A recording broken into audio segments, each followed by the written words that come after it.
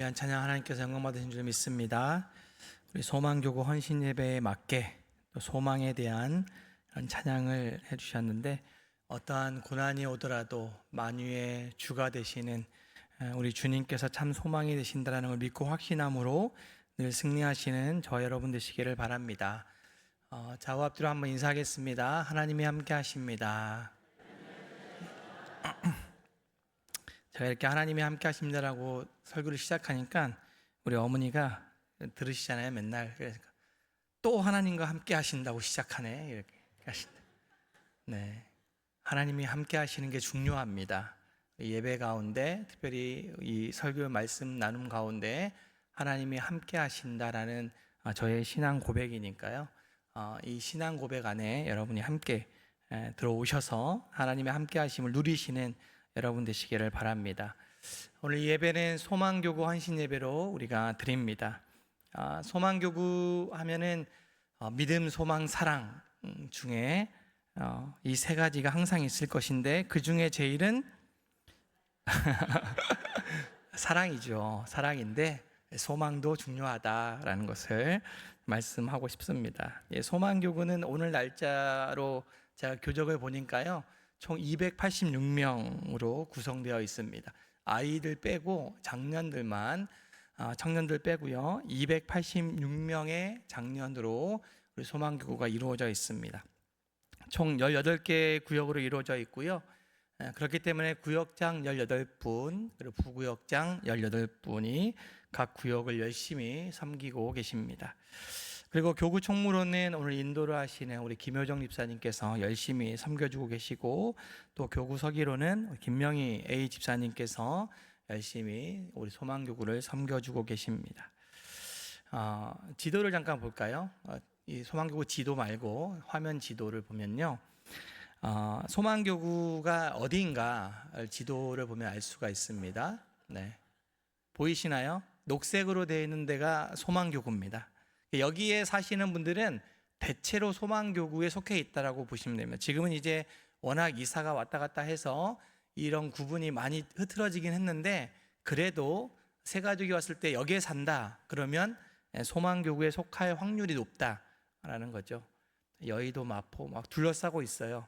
근데 이제 근데 세계 교구 중에서는 가장 인원이 작은 그런 구역을 이루고 있습니다.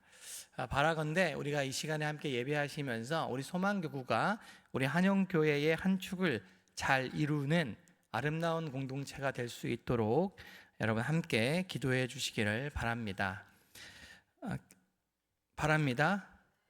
아무도 기도 안 하실 태세로 난 절대 기도 안 하겠다, 기도해 주시기 바랍니다. 네. 오늘 에베소서의 말씀을 함께 나누면서 헌신을 다짐하는 소망교구뿐만 아니라 우리 한영교회에 속해 있는 모든 성도들이 한 소망 안에서 부르심을 받은 자들이다라고 하는 이 명확한 이 주제를 다시 한번 되새기고 그렇게 돌아보는 저와 여러분 되기를 바랍니다. 오늘 에베소서 4장 1절의 말씀은 그러므로라고 하는 접속사로 시작하고 있습니다. 그러므로라고 하는 접속사는 앞에 있는 내용을 받는 그런 접속사이지 않습니까? 앞에 어떠한 내용이 나왔으니 그러니까 너희는 이렇게 해라 라고 하는 의미입니다. 앞서 1장부터 3장까지는 조금은 딱딱한 교리적인 그런 내용들이 나옵니다. 딱딱하지만 아주 중요한 하나님의 풍성하신 경륜, 구원의 경륜과 예정, 구속하심, 화해 등등의 아주 중요한 교리적인 내용이 나오고요. 반면에 4장부터는 그렇기 때문에 이런 교리적인 내용들이 있기 때문에 너희는 이렇게 살아야 된다라고 하는 실천적인 그런 내용이 나옵니다. 앞에서 말한 교리들을 삶 속에서 구체적으로 어떻게 적용해야 되는지에 대한 그런 것들을 말하고 있습니다. 그래서 1장부터 3장이 학교에서 배우는 이론이라고 하면 뒷부분은 삶의 자리에서 실천하는 그런 내용들이라고 할 수 있습니다. 마치 운전면허를 딸 때에 운전면허는 어떤 시험과 어떤 시험으로 이루어져 있습니까? 필기와 실기로 이루어져 있죠. 필기를 아무리 많이 붙는다고 하더라도 실기를 떨어지면 어떻게 됩니까? 결국에는 운전을 못합니다. 예전에 제가 운전면허를 딸 때 제 후배가 필기를 10번을 합격을 했는데 실기를 한 번도 합격하지 못해서 저랑 똑같이 시험을 또 봤습니다. 그런데 또 떨어졌습니다. 아무리 필기 시험에서 만점 받다 하더라도 실기 시험에서 떨어지면 운전면허를 취득할 수 없는 것처럼 마찬가지이죠. 우리가 신앙생활에 대해서 아무리 성경 속에서 아무리 설교를 통해서 책으로 아무리 듣고 많이 배운다 하더라도 우리의 교회와 가정과 일터, 삶의 자리에서 전혀 실천하지 못한다면 그것은 아무런 소용이 없는 그런 것이라는 거죠. 이런 의미에서 바울은 4장을 시작하면서 이렇게 권면하고 있습니다. 너희가 부르심에 받은 일에 합당하게 행하라 라고 말씀하고 있는데요, 우리 4장 1절을 함께 읽어보도록 하겠습니다. 시작. 그러므로 주 안에서 갇힌 내가 너희를 권하노니 너희가 부르심을 받은 일에 합당하게 행하여. 아멘. 바울은 지금 로마 감옥에 갇혀 있는 상태입니다. 갇힌 내가 너희를 권면한다라는 거죠. 보통 감옥에 갇히면 내가 왜 예수를 전해서 이렇게 감옥에 갇히나 한탄하고 이렇게 한심하게 또 아주 우울하게 그렇게 있을 법도 하지만 감옥에 갇힌 바울은 그렇게 있지 않았습니다. 내가 바울이 감옥에 갇힌 것은 오직 예수 그리스도의 복음 때문에 그렇게 된 것이기 때문에 내가 더욱더 우리 사랑하는 성도들을 위해서 권면한다라는 거죠. 바울은 성도들에게 이미 너희가 부르심을 받았다라고 권면하고 있습니다. 부르심을 받았다라고 하는 이 단어 안에는 우리의 의지와는 상관이 없다라는 거예요. 하나님은 우리의 의지와 상관없이 우리가 태어나기 전부터, 창세 전부터 이미 예수 그리스도 안에서 우리를 선택하셨다라고 말씀합니다.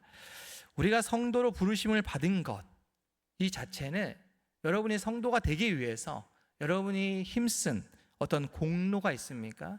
여러분이 11조를 많이 했기 때문에 성도가 되었습니까? 아니면 열심히 예배에 잘 참석했기 때문에 성도가 되었습니까? 저와 여러분이 성도가 되기 위해서 힘쓴 것이, 우리의 공로는 하나님의 그 은혜 앞에서는 아무것도 아닌 그런 것이라는 거죠. 우리에게는 그만한 자격이 있어서 하나님이 우리를 부르신 것이 아니라는 거예요. 한마디로 말하면 에베소서 2장에 나오는 표현으로 말하면 이 모든 것이 다 하나님의 은혜라는 겁니다. 이 사실을 계속해서 우리는 알고 있지만 계속해서 우리는 가지고 있어야 됩니다. 나는 하나님의 은혜로 지금 이 자리에 앉아 있다. 나는 하나님의 은혜로 지금 신앙생활하고 있다. 이것이 흔들리면요, 우리의 신앙이 흔들린다라는 겁니다. 이 사실을 인정하지 않으면 교회가 하나님의 공동체로 든든히 서 가는데 어려움을 겪게 됩니다.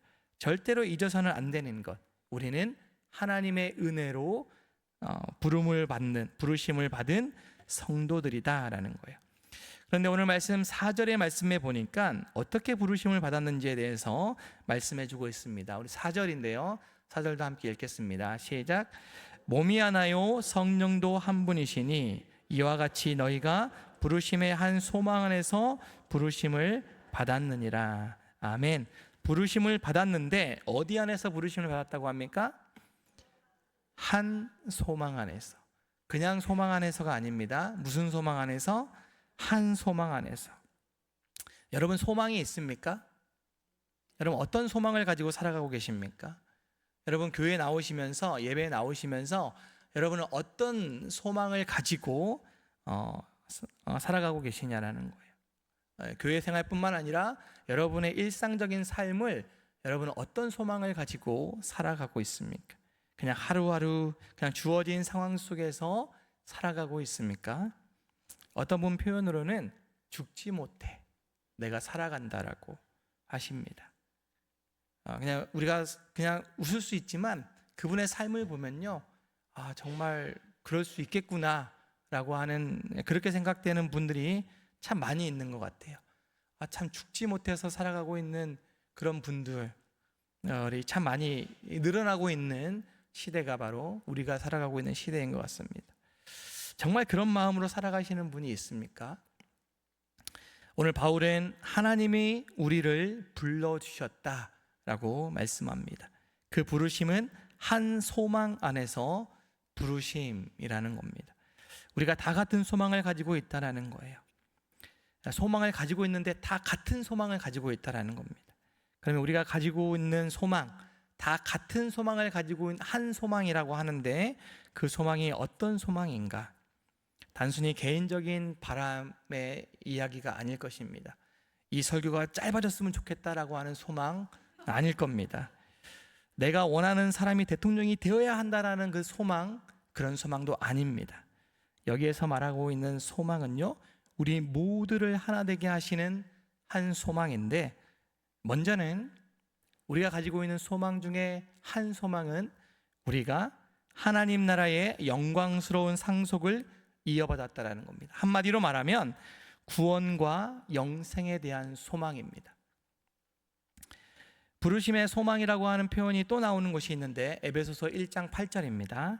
1장 18절입니다. 세 번역으로 한번 읽어보겠습니다. 함께 읽겠습니다. 여러분의 마음의 눈을 밝혀주셔서 하나님의 부르심에 속한 소망이 무엇이며 성도들에게 베푸시는 하나님의 영광스러운 상속이 얼마나 풍성한지를 여러분이 알게 되기를 바랍니다. 아멘. 우리를 성도로 불러주신 것은요, 하나님의 영광스러운 상속이 얼마나 풍성한지를 우리로 알게 하시기 위해서다라고 바울은 말하고 있습니다. 여러분, 우리의 모임은 친교만을 위한 모임이 아니라는 거예요. 우리는 하나님의 나라를 위하여, 그 영광스러운 상속을 위하여 하나님께서 직접 한 사람 한 사람 불러주셨다라는 거예요. 그러니까 너희끼리 잘 재밌게 놀아라, 너희끼리 뭐 이런 거 저런 거 하면서 그냥 살아라, 이렇게 하기 위해서 불러주신 게 아니라는 거예요.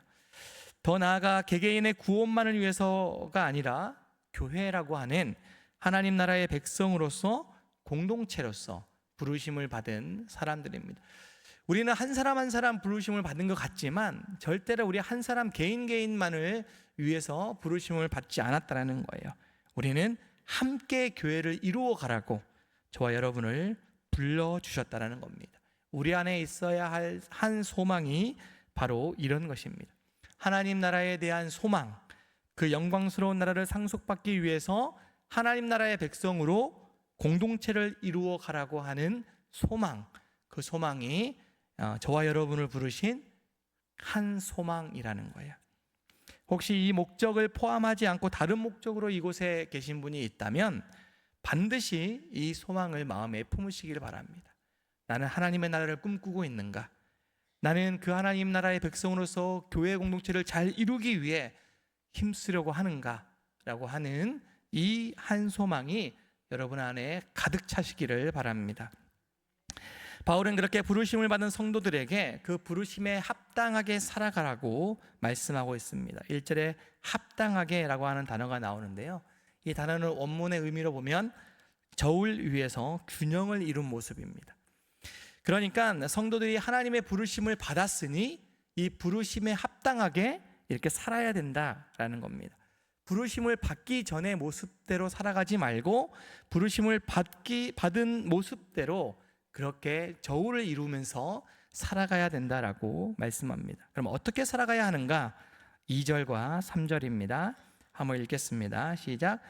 모든 겸손과 온유로 하고 오래 참음으로 사랑 가운데서 서로 용납하고 평안에 매는 줄로 성령이 하나 되게 하신 것을 힘써 지키라. 아멘.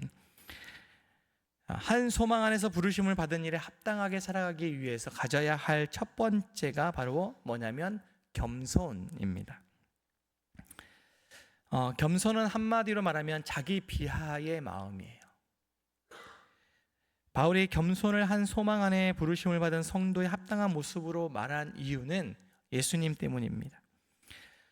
누구보다 자기 비하의 마음으로 이 땅에 오신 분이 바로 예수님이십니다. 자기 비하의 겸손의 모습으로 이 땅에 오셨고 아무도 가려고 하지 않는 그 십자가에 걸어가신 분이 바로 우리 예수님이시기 때문에 이런 예수님의 모습을 통해서 우리가 가져야 할 겸손의 모습을 우리는 가져야 하는데 무엇보다 하나님 앞에서의 겸손을 가져야 된다라고 말합니다. 하나님 앞에서의 겸손이라고 하는 것은요, 내가 피조물이다라고 하는 사실을 인정하는 겁니다. 하나님은 창조주이시고 나는 피조물이다라고 하는 것을 인정하는 것, 이것이 바로 하나님 앞에서의 겸손입니다. 피조물이라고 하는 것은요, 나를 지으신 분이 있다라는 거예요.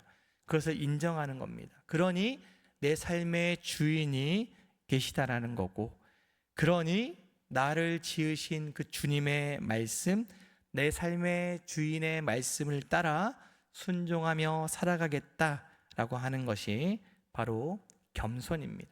그것을 잊고 살아갈 때에 그것이 바로 교만이고 죄라는 거지요. 또 다른 겸손의 모습은 우리 교회 안에서 또는 우리 이웃들 사이에서의 겸손입니다. 특별히 겸손은 나의 특권, 나의 직분, 나의 나이를 내세우지 않는 것입니다. 나보다 다른 사람, 다른 성도에게 관심을 갖고 귀를 기울이는 자세가 바로 겸손입니다. 특별히 나보다 다른 사람이 돋보이도록 곁에서 도와주는 역할을 하는 모습이 겸손이라는 거죠. 우리의 시선이 우리보다 힘든 사람들, 어려운 지체들을 향해 가는 것, 그것이 바로 겸손입니다. 그것이 바로 우리 예수님께서 이 땅에서 가장 많이 하신 겸손의 모습입니다. 여러분, 교만한 자들은 자신의 생각이 무조건 옳다고 생각합니다. 다른 사람들의 생각이 무조건 틀렸다라고 생각합니다. 어떤 설교자는 이런 교만함이, 이런 오만함이 분쟁의 자궁이다라고 표현했습니다. 분쟁이 자라고 있는 곳이다라는 거죠. 나만이 옳다고 생각하는 것, 다른 사람들은 틀렸다라고 생각하는 것 자체가 교만이고 이 안에서 분쟁을 일으킬 수 있는 씨앗이 된다라는 겁니다. 교회가 진정으로 하나 되기를 원하는 성도라면 귀를 열어야 됩니다. 귀를 열어서 다른 사람들의 말을 잘 들어야 됩니다. 무슨 말을 하면 그것이 아니라고 자신의 생각이 맞다고만 주장하는 사람은 교만한 거예요. 무슨 교회에서 무슨 이야기를 할 때에 듣는 둥 마는 둥, 무슨 광고를 하면 이건 내 일이 아니다라고 생각하는 교만입니다. 여러분 안에 그런 교만이 있지 않기를 바라요. 우리 공동체를 분쟁으로 이끌어가는 사람, 씨앗이 될 수 있는 여지가 많은 사람입니다. 여러분 자신은 어떤 사람인가 한번 생각해 보시기 바랍니다. 나만 옳다고 생각하는 사람인가? 아니면 다른 사람의 생각도 존중해 줄 수 있는 그런 사람인가? 바라건대 한 소망 안에서 부르심을 받은 우리 모두는 이런 겸손을 가지고 공동체 안에서 하나됨을 힘써 지켜나가는 귀한 한 사람 한 사람 되시기를 주님의 이름으로 기원합니다. 또 한 소망 안에서 부르심을 받은 일에 합당한 두 번째 모습은 온유입니다. 온유라고 하는 단어는요, 단어에서 보면 좀 약해 보이는 그런 단어처럼 보이는데 절대로 약함을 의미하지 않습니다. 온유라고 하는 단어는 바울의 시대에는 말을 길들일 때 사용했던 단어라고 합니다. 여러분, 말이 힘이 셉니까? 아니면 사람이 힘이 셉니까? 말이 힘이 세죠. 마력이라고 하는 단어가 있지 않습니까?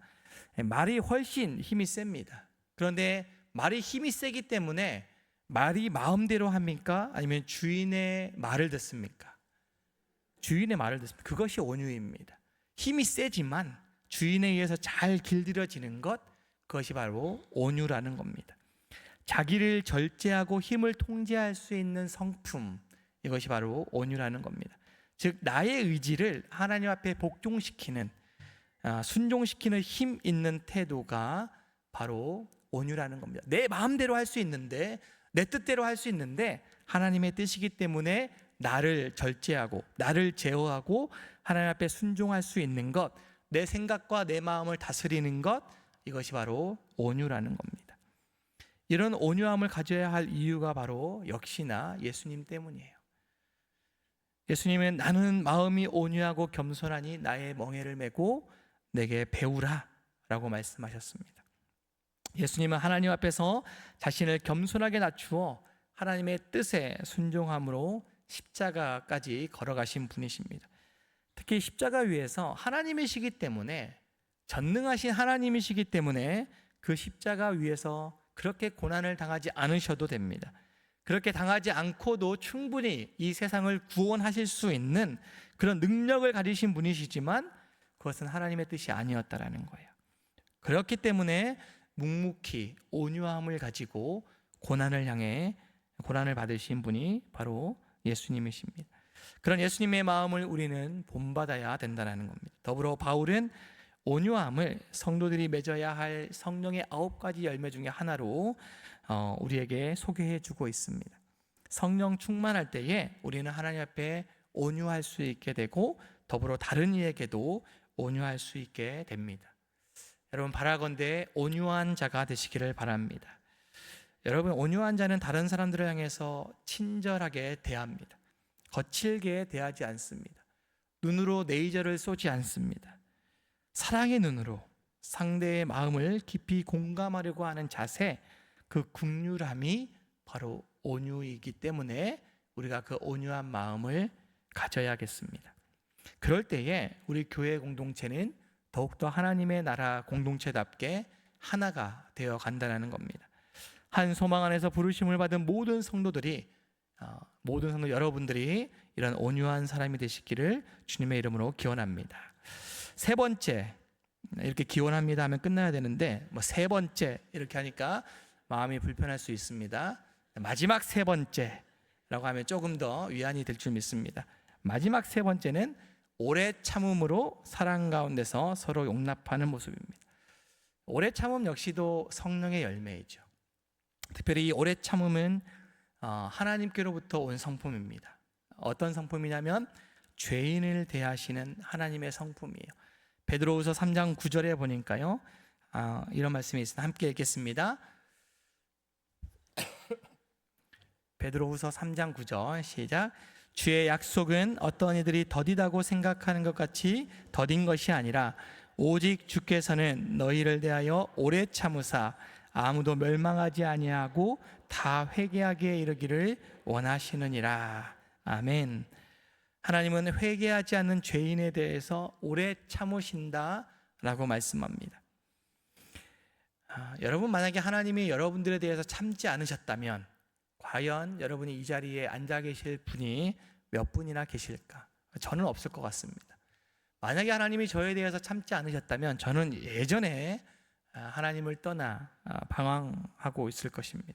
하나님이 저에 대해서 오래 참으셨기 때문에 그 오래 참음으로 말미암아 이 자리에 설 수 있음을 고백합니다.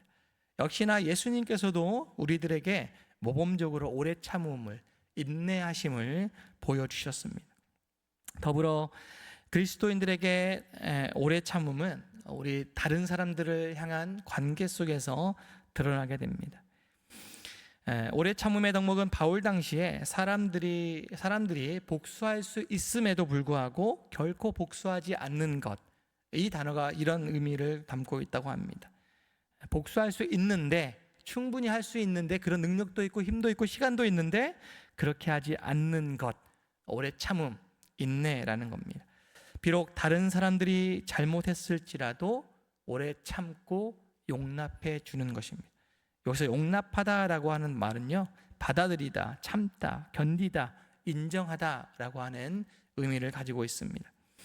그런데 무조건 억지로 할 수 없이 참고 견디고 인정하는 것이 아닙니다. 바울은 용납이라고 하는 단어 앞에 한 단어를 더 붙였는데 어디 가운데서 용납하라고 합니까? 사랑 가운데서 용납해야 된다라고 말씀합니다. 무엇을 사랑으로 용납해야 됩니까? 다른 사람의 연약함, 결점, 약점을 그대로 인정해주고 사랑으로 포용해주는 것을 말하고 있습니다. 누군가 실수하고 잘못하면 순간 버럭 화를 내거나 질책하는 것이 아니라 기다려주는 겁니다. 왜요? 하나님이 저와 여러분들에게 그렇게 참아주셨기 때문입니다. 여러분, 하나님이 저희를 향해서 오래 참아주시지 않았다면 저희는 아무도 하나님 앞에 설 수 없습니다.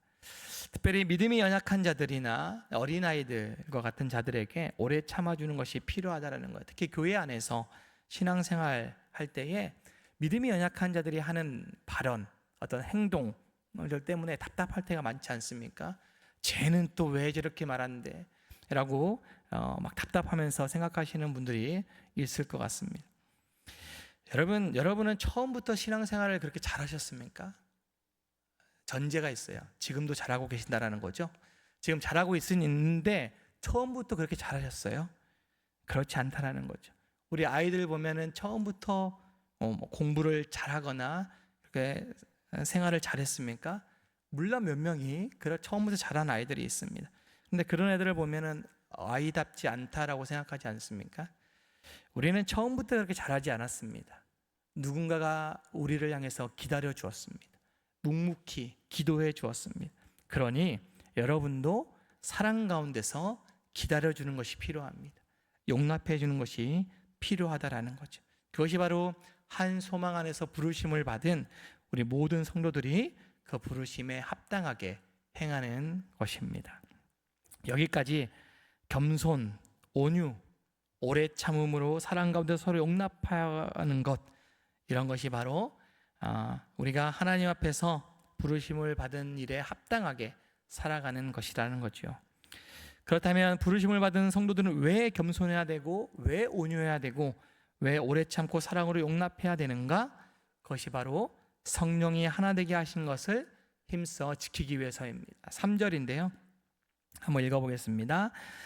평안에 매는 줄로 성령이 하나 되게 하신 것을 힘써 지키라. 다시 한번 읽겠습니다. 평안에 매는 줄로 성령이 하나 되게 하신 것을 힘써 지키라. 아멘. 교회에서 하나가 되어야 된다라고 하는데, 우리는 하나가 되어야 노력하는 것이 아니라 이미 성령 하나님께서 교회로 하나가 되게 하셨다라고 말씀합니다. 하나가 되게 하신 분이 바로 성령님이라는 거예요. 예수 그리스도의 피로 인해서 우리가 이미 하나가 된 공동체라는 겁니다. 그런데 교회는 다양한 사람들이 모인 곳입니다. 그 속에서 교회다움을 잃지 않기 위해서는 성령께서 하나 되게 하신 것을 가만히 두고 있으면 안 되고 힘써 지켜야 된다라고 말합니다. 그 이유가 바로 몸이 하나고 소망도 하나고 믿음도 하나고 세례도 하나고 성령님도 한 분이시고 주님도 한 분이시고 하나님도 한 분이시기 때문에, 그런 한 분이신 하나님께서 하나 되게 하신 공동체가 바로 우리 교회이기 때문에 우리가 그것을 힘써 지켜야 된다라고 말씀하고 있습니다.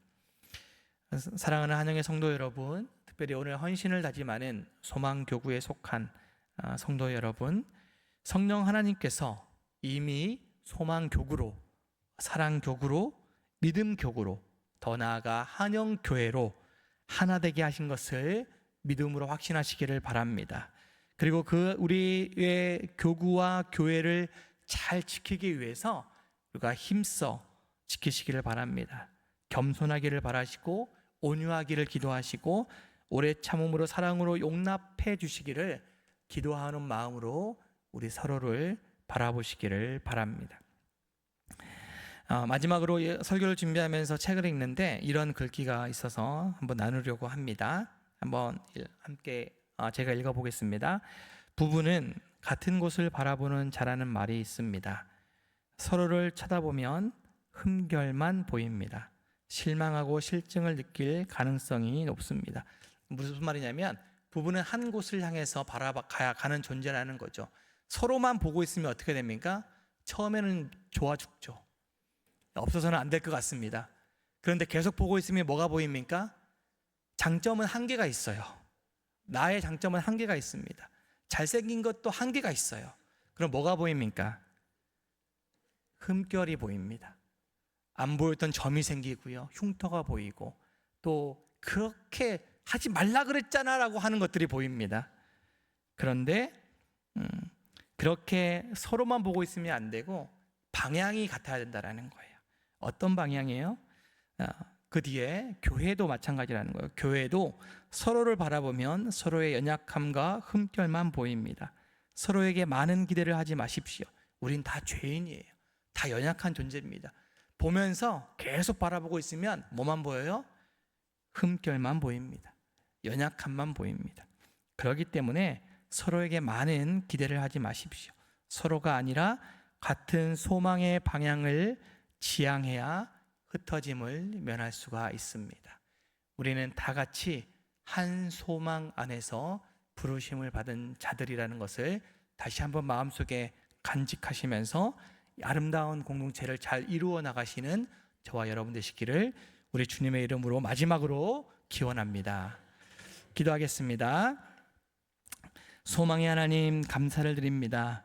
아무런 자격 없는 저희들을 주님의 자녀로 한 소망 안에서 불러주시니 감사를 드립니다. 특별히 한영교회라고 하는 이름으로, 또 소망교구라고 하는 이름으로, 또 각자에 속한 교구의 이름으로 하나 되게 하신 것에 감사를 드립니다.